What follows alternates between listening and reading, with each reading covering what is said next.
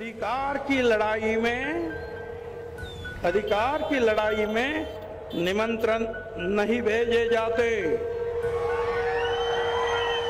जिसका जमीर जिंदा है वो खुद समर्थन में आ जाते हैं। और याद रखो, हमारे हक पर जहां आंच आए टकराना जरूरी है। और तुम जिंदा हो तो जिंदा नजर भी आना जरूरी है।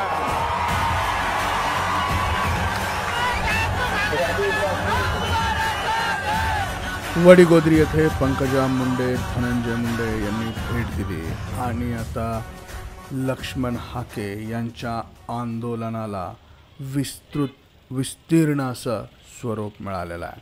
संपूर्ण महाराष्ट्रभरातून विविध ठिकाणाहून ओबीसी बांधव हे वडीगोद्री या ठिकाणी लक्ष्मण हाके यांच्या आंदोलनाला पाठिंबा देण्यासाठी येत आहेत। हजारोंच्या संख्येने गाड्या या ठिकाणी ताफेचे ताफे निघालेले आहेत। काही ठिकाणाहून 300 गाड्या येत आहेत, काही ठिकाणाहून 500 गाड्या येत आहेत, काही ठिकाणाहून 200 गाड्या येत आहेत।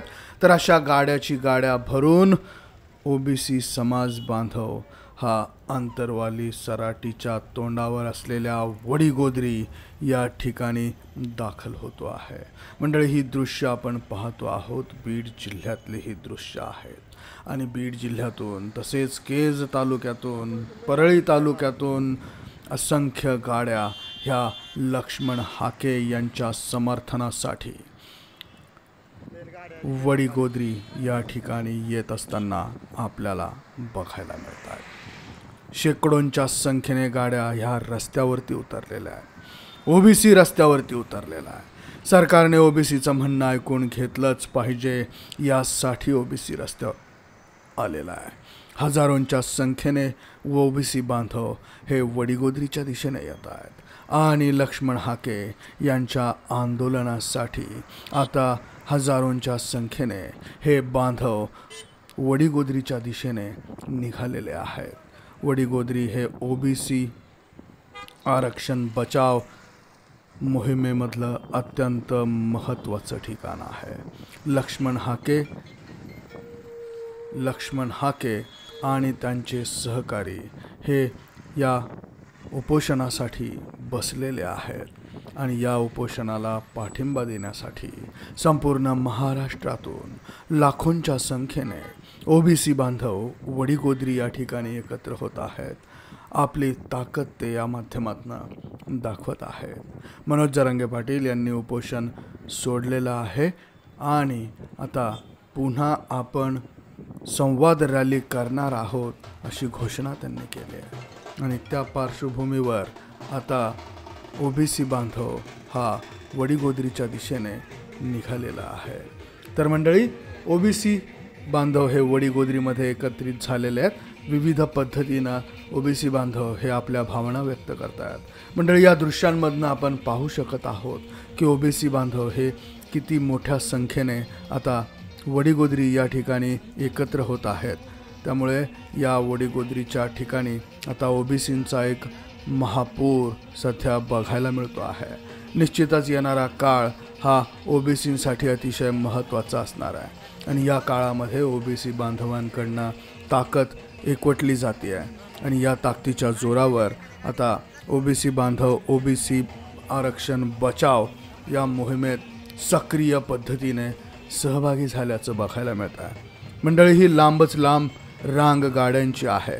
आजची काही वेळापूर्वीची ही दृश्य आहेत जी आम्ही तुम्हाला या माध्यमातून दाखवत आहोत।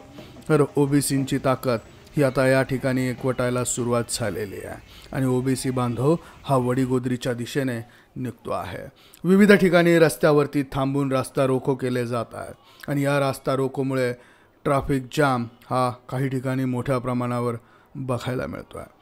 वडीगोद्रीच्या बाहेरील बाजूस हा ट्रॅफिक जाम बघायला मिळतो आहे आणि निश्चितच शासनाचं लक्ष या निमित्ताने वेधण्याचा हा पुरेपूर प्रयत्न आहे। ज्या पद्धतीनं मराठा समाजाचं आंदोलन हे बघायला मिळालं होतं, अगदी त्याच पद्धतीनं ओबीसी बांधवांचं आंदोलन बघायला मिळत आहे. ओबीसी बचाव, ओबीसी आरक्षण बचाव या मोहिमेसाठी लक्ष्मण हाके आणि त्यांचे सहकारी वाघमारे हे अंतरवाली सराटी या ठिकाणाहून काहीच अंतरावर असलेल्या म्हणजेच वेशीवर वडीगोद्री या ठिकाणी उपोषणाला बसलेले आहेत. आज 7वा दिवस आहे. त्यांची प्रकृती खालावत चाललेली आहे आणि त्यांची खालावत चाललेली प्रकृती बघता ओबीसी समाजातील बांधव हे आता मोठ्या संख्येने वडीगोद्री या ठिकाणी एकत्रित येत आहेत. आपल्या संपूर्ण ताकदीनिशी एकत्रित येत आहेत आणि या माध्यमातून ते या आपल्या ताकदीचा परिणाम या ठिकाणी दाखवत आहेत. तर निश्चितच महाराष्ट्रातील सरकारने या गोष्टीकडे गांभीर्याने बघावं अशी येथील नेत्यांची आणि ओबीसी बांधवांची इच्छा आहे. आमच्याकडे कोणी बघायलाही तयार नाही आहे. आम्ही एक मोठ्या संख्येचे ओबीसी आहोत. महाराष्ट्रातील सगळ्यात मोठा जनसमुदाय ओबीसी आहे आणि त्या ओबीसीकडे तुम्ही दुर्लक्ष करीत आहात. आमच्या मागण्यांकडे तुम्ही दुर्लक्ष करीत आहात. आमच्या आरक्षणाकडे दुर्लक्ष करीत आहात अशी या बांधवांचं म्हणणं आहे. तर मंडळी, ही दृश्य आपण पाहिली आहेत. ही दृश्य आता वडीगोद्रीच्या दिशेने येणाऱ्या ओबीसी समाजातील बांधवांची आहेत.